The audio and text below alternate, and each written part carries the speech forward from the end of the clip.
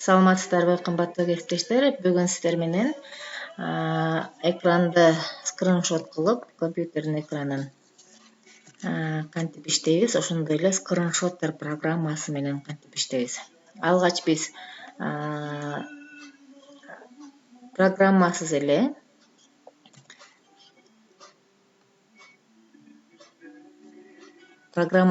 экранды кантип скриншот кылабыз. Ал үчүн скриншот кылыш үчүн бизге print screen деген клавиатура жардамга келет.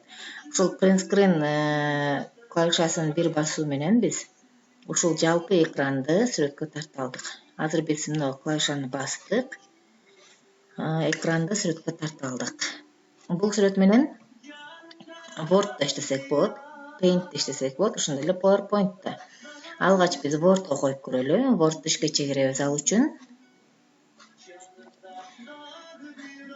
Word ишке чегердик. Бул жерден биз мына жерден ставить же болбосо клавиатурадан Ctrl плюс V клавишасын бирдей басуу аркылуу мына коюп алдык.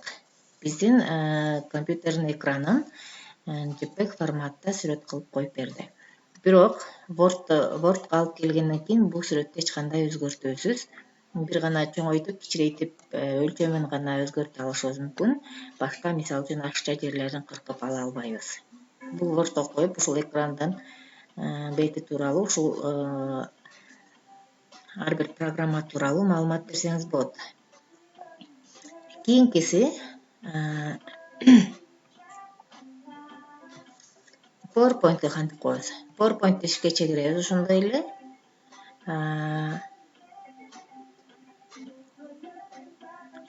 Биз бул жерден пустой макетти тандап алалы. Бул жерден ставить кнопкасын басуу аркылуу койсок да болот. Жанакындай эле Ctrl плюс V-ни бирдей басып койсок да болот. Же болбосо мыштын оң жагын басып, бул жерден ставить, контексттен ставить менюсу аркылуу койсок да болот. Мынакей.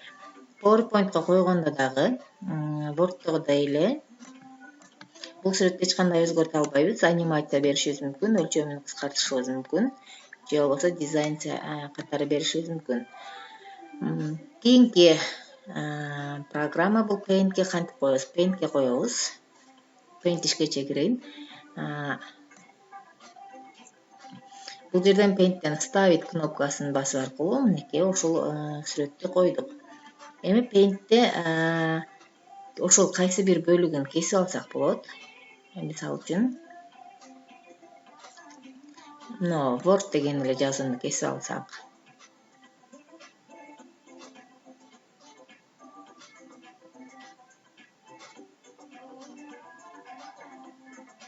Ой, мен кайра өзүнө кетип калдым. Выделить. Мынакей. Бир эле ушул Word деген гана жазуу биз белгилеген гана область кесилип алынды. Эми дагы бир Paint менен иштегендин дагы бир жакшы жери, бул жерде билесиздер, Paint бул сүрөт тартуучу программа. Бул жерден ластик менен өчүрүп чыксак да болот, мисалы үчүн мындай. Окшош цвет алып алайын. Ластик менен өчүрүп чыксак болот.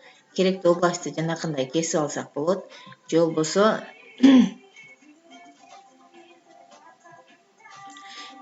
муну стрелка менен көрсөтүү аркылуу, бул мисалы үчүн бул Audacity программасы деп жазсак болот. Ошентип ар бирин көрсөтүп, бул жерден текст жазып койсок болот. Мисалы.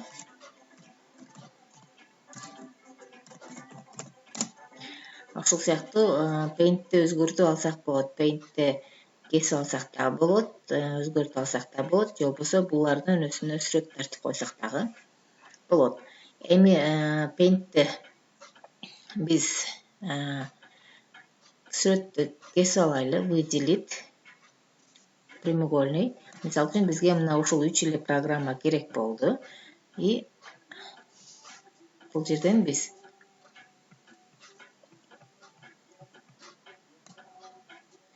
мына бөлө алдык и обрезать дегенди басабыз. Мынакей бизге ушул 3 эле программа калды. Бул жерден биз файлга барабыз. Сохранить как изображение JPEG форматта сактайлы биз. Кайсыл жерге сактайын деп сурайт азыр бизге. Этот компьютердин ичинде биз изображениеге сактайбыз. Изображение имя файла деген жерге мисалы үчүн биринчи сүрөт деп ат коюп койдум. Тип файла бул жерде JPEG тандаганбыз биз. Кааласаңыз форматын өзгөртсөңүз болот. Бизге JPEG форматтагы сүрөт керек. Сохранить. Эми биз ушул сүрөттү каалаган программага алып барып койсок боло берет. Эми жанагы PowerPoint. Эми жанагы биз кесип алып сактаган сүрөттү коелу.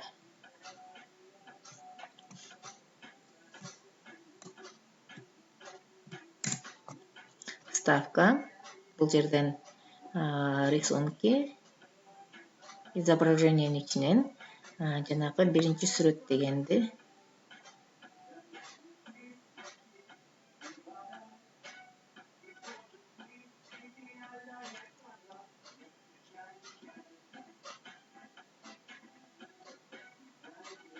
таппай калдым азыр. Так. Мынакей биринчи сүрөт. Вставить. Мынакей биз кесип алган сүрөт. Ушул мына Paint программасында кесип алып, өчүрүп, жана башка кылып өзгөртсөк болот. Бул ушул компьютердин өзүндөгү print screen клавиатурасы аркылуу кесип алуу. Мына print screen клавишасы аркылуу ушул экранды скриншот кылып алдык. Эми кийинки программа мен силерге айта турган бул Screenshot деген программа. Ал үчүн Google'га киребиз. Google'дан биз скачать Screenshot деп программаны көчүрүп алабыз, установка кылышыбыз керек.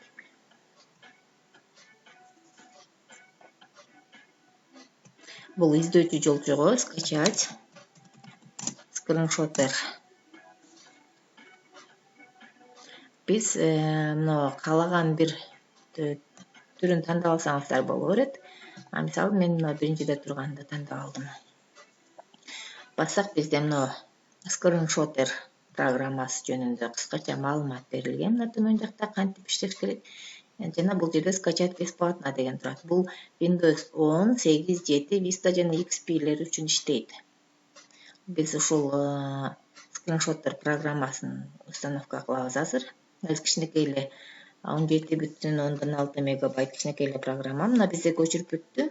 Андан кийин дароо эле бул жерден стрелканы басып, открыть же болбосо загрузки, проводниктен загрузкиден тапсаңыздар да болот. Биз программаны установка кылабыз азыр. Мынакей скриншоттерди установка кылайынбы дейт. Ооба, установить. Бул жашыл жолчу толгочектү күтүп турабыз.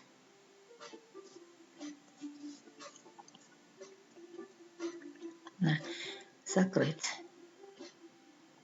Биздин мына рабочий столго ушул скриншоттердин значогу ярылып пайда болот. Эми скриншотторду ушул жерден биз настройкасын оңдоп кетишибиз керек. Общийден мына область print screen'ди басканда дейт, активный. Бул барында кала берсин, как сохранять. Эгерде галочка мына биринчисинде на сервер копию ссылку болсо, серверге ссылкасын гана жүктөп коет. Ошондуктан биз сүрөт катары сакташ үчүн буфер обмена без загрузки на сервер.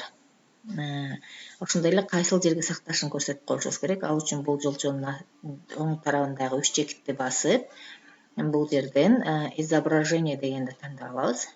Окей.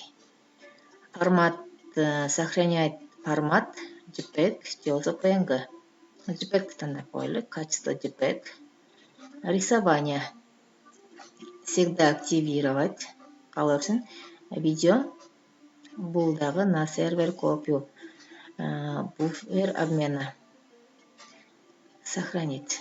Biz скриншоттерди настройкалап өттүк. Мына биздин иш столубузга скриншоттердин значогу ярылып пайда болду. Эми жанакы жөнөкөй эле print screen менен иштегенден көрө азыр көрөбүз кандай болот экен. Эми клавиатураны чыгарып алайын. Эми print screen кнопкасын басуу аркылуу кандай иш аракет жүргүзсөк болот. Бастык. Мынакей биздин жалпы экрандын кайсы бөлүгүн алат. Экранный диктор, диалоговое окно. Окей. Кнопка. Alt. Диалоговое окно. Мынакей. Биз бул жерден кантип сактаймын деген мына кнопка сохранить как же болбосо Ctrl плюс S бирдей бассаңыздар болот. Тандайбыз.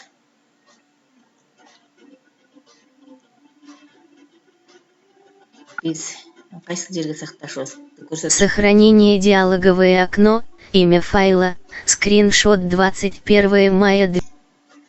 Бул жерге биз Пусто. Имя файла. Поле со списка. Т. Экранный диктор, диалоговое окно. Окей. Панель задач. Панель. Экранный диктор, окно. Биз жана Сканировать. Экранный диктор. Отключение экранного диктора. мен скриншоттерди редактировать этип атканда ошол эме диалоговое окнону кошуп алыптырмын. Ошону өчүп коеюн.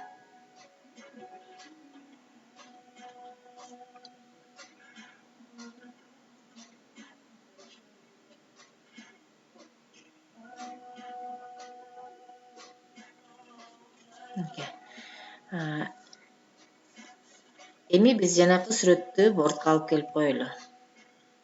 Бортты ачабыз.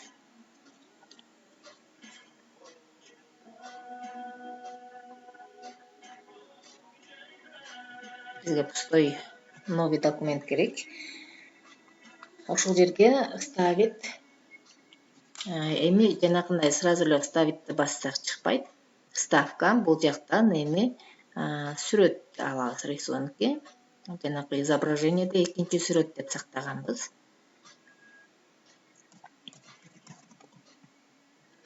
JPEG форматта ставить. Мынакей биз кесип алган гана область. Скриншоттердин жакшы жери ошол сиз көрсөткөн гана областты кесип сүрөткө алып берет. Ал эми print screen кнопкасы менен иштегенде ал жалпы ошол экранды тартып берет.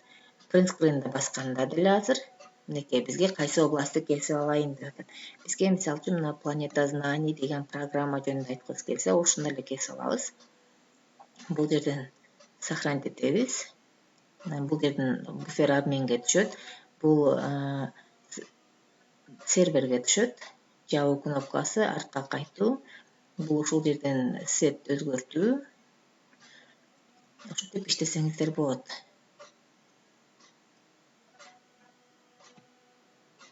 Сактайбыз. Изображение 3-чү сүрөт. JPEG форматта сакталсын. Окей. Мынакей сүрөткө тартып алдык, көрдүңүз. PowerPoint'ка алып барып коелу эми. Азыркы кесип алган планета знаний деген сүрөттү.